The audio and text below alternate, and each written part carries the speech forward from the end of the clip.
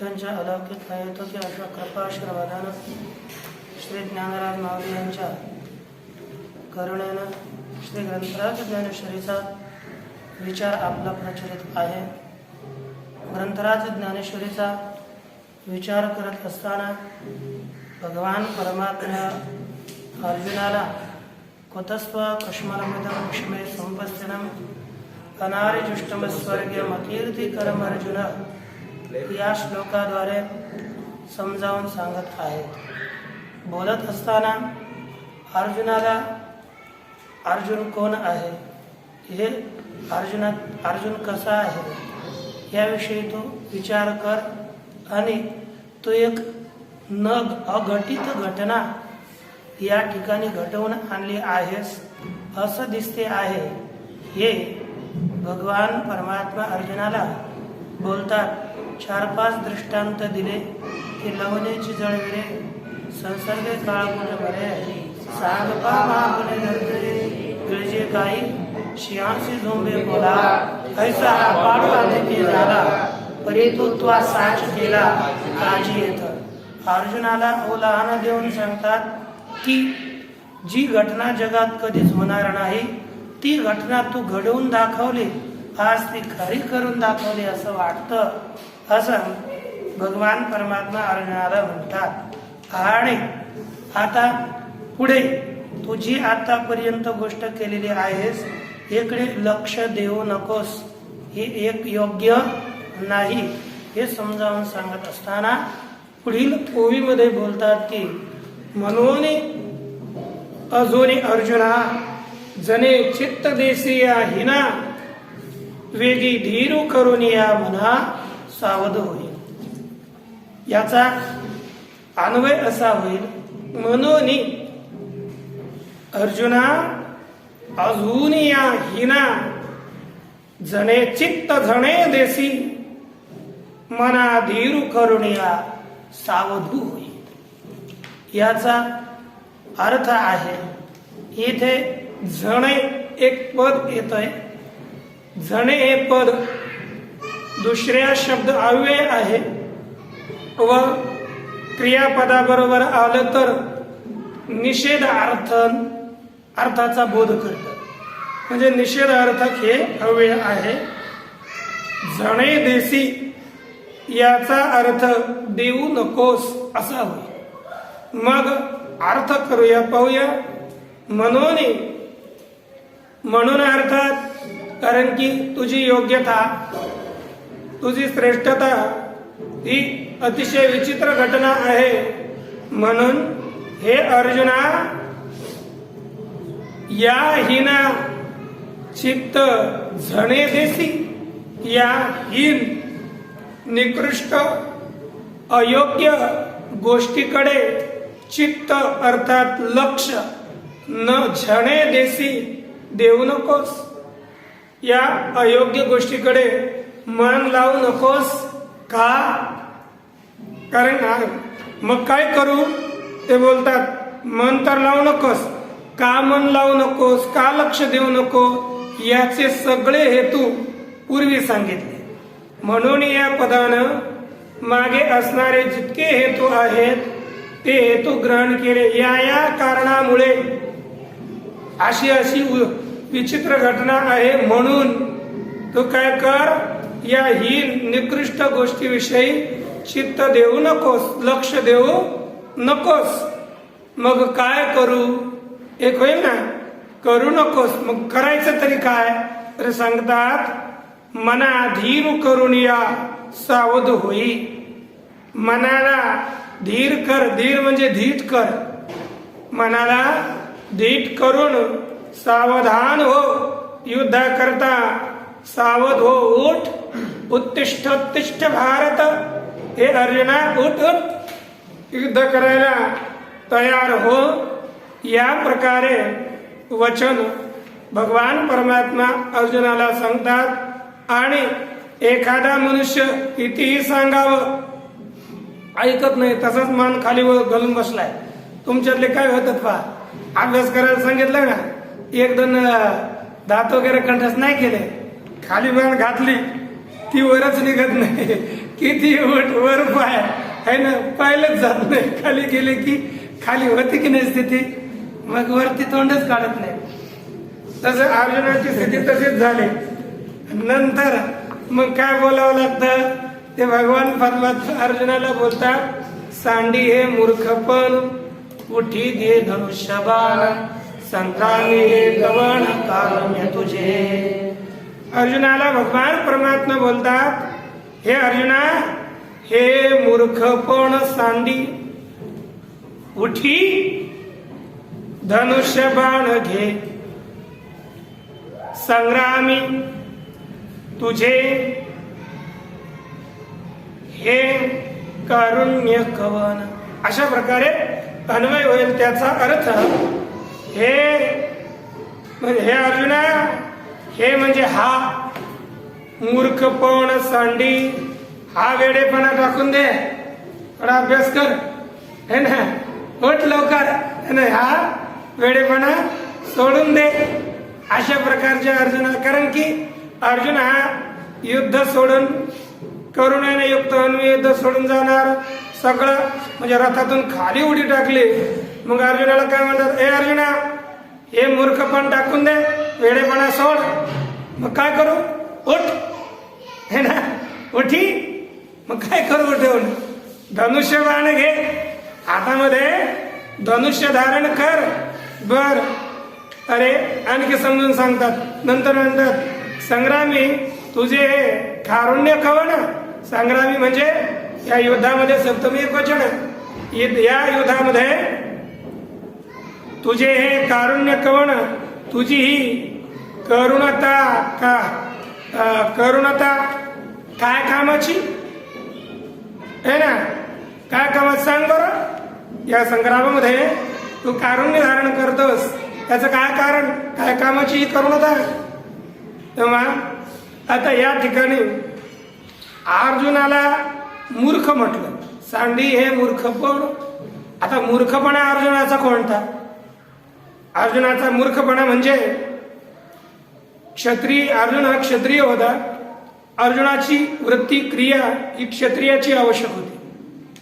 त्याची क्रिया, त्यानं क्षत्रियाची क्रिया सोडून दिली, म्हणजे क्षत्रियास योग्य असणारे जे कर्म ते टाकून अन्य वृत्ती म्हणजे ब्राह्मणाला जी आवश्यक कर्म असतील ती स्वीकारली. ब्राह्मणाला ब्राह्मणाचे कर्म वेगळे, क्षत्रियाचे कर्म वेगळे. क्षत्रियाचे कर्म सांगत असताना भगवान परमात्मा बोलतात की शौर्यम तेज धृतिराक्षम युद्धे चाप्य पलायनम दानमीश्वर भावश्च क्षात्रम कर्म स्वभावजम. क्षत्रियांचं स्वाभाविक कर्म काय आहे, शूरता, धैर्य, दक्षता है ना, युद्धामधून पळून न जाणे. अर्जुन युद्धामध्ये आलाय, पळून जावं लागलाय वापस. पुन्हा दान देणं, शासन करणं, हे क्षत्रियांचं स्वाभाविक कर्म आहे. आणि ब्राह्मणाचं स्वाभाविक कर्म म्हणजे शमोदमस्तपशौचम शांतिराजवमेव च ज्ञान विज्ञानास्तिक्यम ब्रह्मकर्म स्वभावजम. या प्रकारे शम दम तप शौतिक शांती आर्जव सरलता इत्यादी हे सगळे ब्राह्मणाची कर्म आहे. अर्जुन हा युद्ध करणं, झुंजणं याला सोडून उडी घालून वापस भिक्षाटन ब्राह्मणाची कर्तव्य आहे, तो करण्यास इच्छित आहे. म्हणून ते बोलतात, हे तुझा मूर्खपणा आहे. आपल्याला जे काही शास्त्रानं नेमून दिलेलं कर्म आहे, आपलं जे विहित कर्म आहे ते न करणं, दुसऱ्याचं कर्म करणं, यालाच काय म्हणतो आपण, हा काय आहे, मूर्खपणा. यथा योग्य. जरा सदा तुम्ही आता सगळे ब्रह्मचारी हे की नाही, ब्रह्मचारीच ना. ब्रह्मचार्याचं कर्म काय, आणखी हा आणखी आणखी बर करता की मग का झोपा काढताय. बरं बरं, ब्रह्मचारी साधा असेल त्याने किती वाजता उठलं पाहिजे, हा किती वाजता उठलं पाहिजे, आणि आपण किती वाजता उठतो. म्हणजे मूर्खपणा कोणाचा, अर्जुनाचा, तुमचा. हा म्हणजे मूर्ख तुम्ही, ते भगवान परमात्मा सांगतात तुम्हालाच, म्हणजे हा मूर्खपणा सोडून द्यावा ना, आणि अगं लवकर उठून लवकर साधना करावी. ते सांगतात सांडी आहे मूर्खपण. अर्जुनाला जर सांगतात तुम्हालाही सांगतातच ना. म्हणजे आपण आपलं कर्म न करणं हा त्याचा मूर्खपणा, सबसे मूर्खपणा. आणि एवढा खराब की त्याच्यासारखा खराबच नाही. आणि ते सोडून बोलतात उठी घे धनुष्य बाण. काय झालं पूर्वी, जेव्हा पूर्व अध्यायामध्ये अंतिम श्लोकामध्ये संजय बोलतात की एव मुक्त्वा अर्जुन संख्ये रथोपस्थ उपाविशत् विसृज्य सहस्रम चापम शोक संविघ्न मानस. शोकानं अतिशय उद्विग्न झालेल्या मनावाला जो अर्जुन होता, पूर्वोक्त वार्ता सांगून सशरम बाणम उत्सृज्य सशरम चापम, बाणासहित धनुष्य टाकून देऊन नंतर रथाच्या मध्ये बसला किंवा खाली उडी लागली. या रथोपस्थ उपाविशत, रथाच्या उपस्थ मागल्या भागामध्ये तिथे बसला किंवा रथाच्या खाली उपस्थ. तो उप म्हणजे जवळ, स्थ म्हणजे थांबण्याचं ठिकाण, तिथे बसला. आता अर्जुन हा बसला, धनुष्यबाण टाकून बसला. मग अर्जुनानं विपरीत क्रिया केली. सुरुवातीला भगवान परमात्मा त्या क्रियेपासून निवृत्त होण्याकरिता अगोदर बोलतात बसलाय, उपाविशत बसलाय की नाही, तर तेव्हा बोलतात उत्तिष्ठ. म्हणजे ऐसे जे काही पूर्व अध्यायातील वाक्य आहेत त्याचं उत्तर, म्हणजे त्याचा निषेध इथे भगवान एक एक आपला अर्जुन काय काय बोलला, अर्जुनाची काय काय वचन आहे, त्याचं उत्तर भगवान परमात्माने कोणत्या कोणत्या रीतीने दिलं हे आपण पाहिलं पाहिजे. अर्जुनाची जी क्रिया आहे त्या क्रियेला सावरण्याकरिता कोणकोणते शब्द वापरले हे आपल्या पुढे उपस्थित व्हावेत. इथे मागच्या अध्यायामध्ये एवमुक्त अर्जुन संकरत वस्तू उपविशत विसृज्य सशरम चापम शोक संविघ्न मानसः, या श्लोकाच्या खाली भगवान माऊली बोलत असताना सांगतात की ऐसे ती अवसरी अर्जुन बोलिला समरी संजय म्हणे अवधारी धृतराष्ट्रात आहे. म्हणजे असं बोलला ठीक आहे, मग काय केलं तर तेच बोलतात की मग अत्यंत उद्वेगला न धरत गहीवरू आला, मग तेथ उडी घातली खाला रथवून या. म्हणजे अतिशय उद्विग्न अर्जुन झाला व त्याला हुंदका आला, रडू लागला आणि रडता रडता रथातून उडी खाली टाकून बसला. आता तो बसलेला आहे, त्याला उठवावं म्हणून अगोदर भगवान परमात्म्याने वचन वापरलं, हे मूर्खपणा सोड. म्हणजे जो काही वेडेपणा केला होता ना तू मागे, काय काय हे आमचे नातलं फितलं जेवढं काही बोललं ते सोडून दे. मग काय करू, ओठ बसलाय आणि काय करू, धनुष्यबाण हातामध्ये घे. हे भगवान परमात्मा अर्जुनाला प्रवृत्तीचे प्रेरणेची वचन बोलत आहेत. तत्पश्चात आणि अर्जुन हा थोडी पंडित आहे, भगवान परमात्मा पुढे मिरवत होता, त्याच्याकरिता पुढचं वचन बोलतात. आगा तू जाणता तरी न विचारीसी का आता, सांगे समजा वेळे सदयता उचित काही. बोलतायत की अन्वय, हा गा तू जाणता तरी आता का न विचारिसी, सांगे झुंजा वेळे सजयता उचित काय. एवं अर्थ होईल हा आगाच होईल हे अरे अर्जुना, हा गा अरे अर्जुना. जरी इथे जरी तरीला जरी ठेवावं लागेल, जरी तू जाणता, तू जर ज्ञाता असशील, जाणकार असेल, आपण म्हणतो ना माझ्यासारखा जाणकार मीच तर अर्जुन फार बोलत होता, तू जर जाणता असेल, जर तू शहाणा असशील तर एक काम कर बाबा, काय विचार कर ना, तू शहाणा असेल तरी आता का न विचारसी, आता तू विचार का करत नाहीस? विचार केला पाहिजे. काय?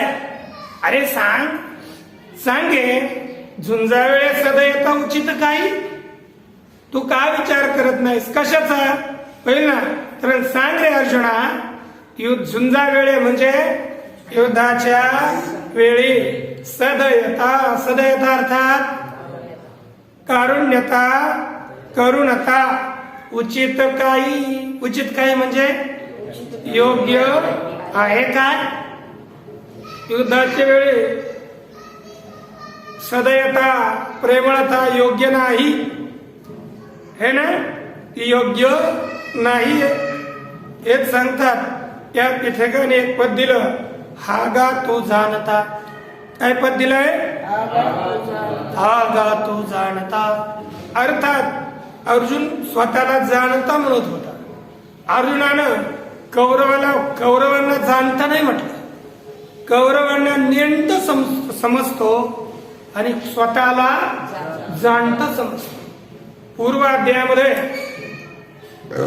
अर्जुन बोलतोय की यद्यपि ते न पश्यन्ति लोगोपत चेतसा कुलक्षयं कृतं दोषं मित्रद्रोहे च पातकं यद्यपि एते न पश्यन्ति.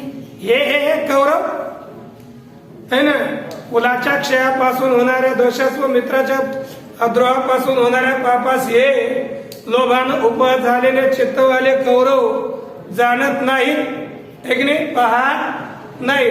बरं तुम्ही बोलताय की न कथम न ज्ञेयमस्माभि पापदस्मान् निवर्तितुम् कुलक्षयं कृतं दोषं प्रपश्यति. भगवान परमात्म्याला तो बोलतोय की अरे हे जनार्दन, कुळाच्या क्षयापासून होणाऱ्या दोषाला जाणणाऱ्या आम्ही या पापापासून निवृत्त होण्यास का जाणू नये? म्हणजे तो स्वतःला जाणता समजतोय, आपल्याला नेमता समजतोय. म्हणून भगवान परमात्मा बोलतात, हागा तू जाणता. है ना, तू जाणतायस का? आणखीच नाही, मौली सुद्धा आपल्या वचनामध्ये त्याला बोलतात, तो स्वतःला जाणता म्हणताना काय बोलतोय? हे ऐसे कैसे करावे जे आपुले आपण मारावे, जाणत जाणताची सेवावे काळकुट.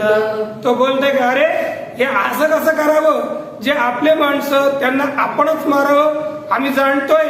अरे ज्ञान असताना काळकूट विष कशाला सेवन करावं? तसंच या युद्धाला काळकूट विषाप्रमाणे तो मानत आहे. आणि हे युद्ध का करावं? म्हणजे स्वतःला अर्जुन हा जाणता म्हणतोय तो आपल्याला. म्हणून त्यानं सगळंच कुलक्षय कथम दोषम, ते कुलक्षय प्रणशंती कुलधर्म सनातना इत्यादी सगळ्या या नीतीच्या वार्ताच भगवान परमात्मा पुढे अर्जुन प्रकट करून दाखवत आहे. यावरून अर्जुन हा स्वतःला जाणता समजतोय. म्हणून भगवान परमात्मा बोलतात, हागा तू जाणता तरी का न विचारेसी आता, तरी न विचारेसी का आता, तरी तू विचार का करत नाहीस? अरे युद्धाच्या वेळी विचार हा केला पाहिजे, कारण की अयोग्य वेळे या वेळेस तू विचार करावा. कारण काय झालं, भगवान परमात्मा पुढे बोलतात, अर्जुना तुझे चित्त जरी झाले द्रवीभूत तरी हे अनुचित संग्राम समय. अर्जुना जरी तुझं चित्त या द्रवीभूत झालं असेल, उपघळलं असेल, विरघळलं असेल, परंतु युद्धाच्या वेळी हे योग्य नाही. अरे पहा बरं, योग्य कोणत्या वेळेस काय घ्यावं हे लक्षात असावं. बोलतात की अगा गोक्षीर जरी झाले तरी पथ्यासी नाही आले, ऐसे नाही विष होय सुधले नवज्वरी देता. म्हणजे बोलतात की अरे अर्जुना, गोक्षीर म्हणजे गाईचं दूध पवित्र आहे की नाही? वाक्य काय? पाये पा दूध पवित्र आणि गोड, पाशी त्वचेचे आर्द्रा आड आहे की नाही? पवित्र आहे, गोड आहे गाईचं दूध. गोक्षीर जरी झाले तरी पथ्याशी नाही, ते पथ्याला पिऊ नये, पथ्या करता योग्य नाही. असं जरी असेल, ताप आलाय आणि त्या तापेच्या भरामध्ये ऐसे नाही विष होय सुदले नवज्वर म्हणजे ताप आला, आणि जर आपण तापेत दूध दिलं तर ते दूध म्हणजे तो ताप विष, तो दूध हे विषासारखं होतं आणि ताप भयानक वाढून त्या मनुष्याचा मृत्यू होऊ शकतो. म्हणजे तापेत दूध देता कामा नये. तसंच या ठिकाणी युद्ध सुरू आहे आणि युद्धात करुणता योग्य नाही, ती नाश करेल. त्याच्यामुळे युद्धामध्ये अनाठाई काहीही क्रिया करता कामा नये. तैसे आणि आन करिता नाशू होईल स्वहिता, म्हणून तू आता सावध होईल. म्हणजे आणि कोणी आणि म्हणजे दुसऱ्या माणसानं क्षत्रिय अधिकानं दुसरंच केलं तर तसे आणि आन करिता नाश होईल स्वहिता, आपल्या हिताचा नाश होऊन जाईल. म्हणून तू आता काय कर, सावध हो, है ना, सावध झाला पाहिजे. या प्रकारे भगवान परमात्मा अर्जुनाला सावध करत आहेत. आणि अंतिम पंक्तीमध्ये, अंतिम ओवीमध्ये त्याला भीती दाखवतात. पहिले काय दिलंय? अस्वर्ग्यम अकीर्तिकरम अर्जुन या पदाचं व्याख्यान आहे. मागे पुढे शब्द दिलेले आहेत. पण बोलतात हे असतीये कीर्तीसी नाशो आणि पारत्रिकासी अपभ्रंशो मने जगन निवासू अर्जुना ते. हे भगवान परमात्मा बोलतात की हे असतीये कीर्तीसी नाशो आणि पारत्रिकाशो अपभ्रंशो जगन निवासू अर्जुना ते म्हणे. अर्थ हे म्हणजे हे कारुण्य, ही करुणता असतीये कीर्तीसी नाशो असलेल्या कीर्तीचा नाश करणारी आहे. हे कारुण्य असलेल्या कीर्तीचं नाश करेल. व पारत्रिकासी अपभ्रंशो, पारत्रिक म्हणजे परलोक, स्वर्गाधिलोक. त्या स्वर्ग लोकाधिकामध्ये परलोकाच्या प्राप्तीत अपभ्रंश आहे, अडथळा करणार आहे, रोखवणार आहे, त्याच्यापासून भ्रंश करणार आहे. असे जगन निवासू, जगत निवास म्हणजे जगाचा निवास किंवा जगामध्ये ज्याचा निवास ते जगन निवास. आपल्याला या ठिकाणी भगवान परमात्मा हे कसे आहेत, अंतर्बाह्य व्याप्त आहेत हे प्रदर्शित करत आहेत. जगती निवास यस्य सह जगम निवास. जगामध्ये म्हणजे विठ्ठल जळी स्थळी भरला, प्रीता ठाव नाही उरला, आज म्या पाहिला, आज म्या दृष्टीने पाहिला विठ्ठलची विठ्ठल. सप्तही पहिलं काय? विठ्ठल व्यापक त्रिभुवने पाताळे भरुने, नाही तर चुकला. हा, विठ्ठल विस्तार लाजने सप्तही पाताळे भरुने विठ्ठल व्यापक त्रिभुवने विठ्ठल मुनी मानसी. भगवान परमात्मा है ना, विठ्ठल विस्तारला जने. ऐकले, विठ्ठल कुठे विस्तारलाय? विठ्ठल तिन्ही लोकांमध्ये विस्तारलेला आहे. त्याचा विस्तार तिन्ही लोकात आहे. पुन्हा काय बोलतात? पुन्हा सप्तही पाताळे भरुणे. अरे लोकांमध्येच असं नाही जे नाट प्रथम सप्तही पाताळे भरुणे है ना. जे काही 7 पाताळ आहेत त्या 7ही पाताळामध्ये तो भरून उरलेला आहे. त्याच्यात सप्तही पाताळे भरून. विठ्ठल व्यापक त्रिभुवनी. विठ्ठल कुठे व्यापक आहे? 3 भुवना मध्ये. आणि विठ्ठल मुनी मानसी. याच्यामध्ये भगवान परमात्म्याची व्याप्ती सगळीकडे आहे हे दाखवण्याकरता पद आहे. पहा, सुरुवातीला लिहितात की विठ्ठल विस्तारला जनी. विठ्ठल या लोकांमध्ये तो विस्तृत झालेला आहे, व्यापलेला आहे. म्हणून याच्यावरून म्हणजे तो माणसांच्याच अंतःकरणामध्ये आहे का? जेव्हा जो उत्पन्न होतात, जे आहेत ते जना जे उत्पन्न होतात त्यांच्याच मध्ये राहणारा परमात्मा आहे. तर परमात्मा संकोचित होईल, कारण इतर असताना नसेल तर ते बोलतात तिथं नाहीये. सप्तही पाताळे भरून. अरे तो माणसामध्ये आहे पण 7ही पाताळामध्ये आहे. कोणते 7 पाताळ? अतल, वितल, सुतल, तलातल, रसातल, महातल, पाताळ. हे जे काही 7 पाताळ आहेत त्या 7ही पाताळांमध्ये भगवान परमात्म्याचं वास्तव्य आहे. बर, मग भगवान परमात्मा सप्त पाताळामध्ये राहतो तर मग वरच्या लोकांमध्ये राहत नाही का? तो खालीच आहे, वरती बोलतात नाही. आणि विठ्ठल व्यापक त्रिभुवनी. अरे 3 भुवन आणि भूर्भुवस्व यानं उपरोक्त जितके लोक आहेत ते उपलक्षित ग्रहण है ना. भूर भुव स्व म्हणजे 3 भुवन, भूरलोक, भुवलोक आणि स्वर्ग, स्वर्गापर्यंत एक ब्रह्मलोकापर्यंत जे लोक आहेत त्यामध्ये सुद्धा भगवान परमात्मा व्यापलेला आहे. एवढंच नाही, मग अरे एवढंच काय बोलता, इथे तर माया सुद्धा व्यापते. माया तुमच्या मध्ये नाही, शरीर हे माईक आहे याच्यामध्ये आहे, पाताळामध्ये माया नाही. अरे मायेचं कार्य आहे म्हणून पाताळातही माया आहे. वरील त्रिभुवन ते सुद्धा मायेचं कार्य आहे आणि उपादान कारणाचा कार्यात प्रवेश असतो है ना. ज्याचा कार्यात प्रवेश असतो है ना, पण तेवढंच उपादानाचं लक्षण नाही, पण उपादान कारणाचा हा कार्यामध्ये प्रवेश त्याचा असतोच असतो. तसं घाटामध्ये मृत्तिकेचा प्रवेश आहे, दुधामध्ये दयाचा की दयामध्ये दुधाचा प्रवेश आहे.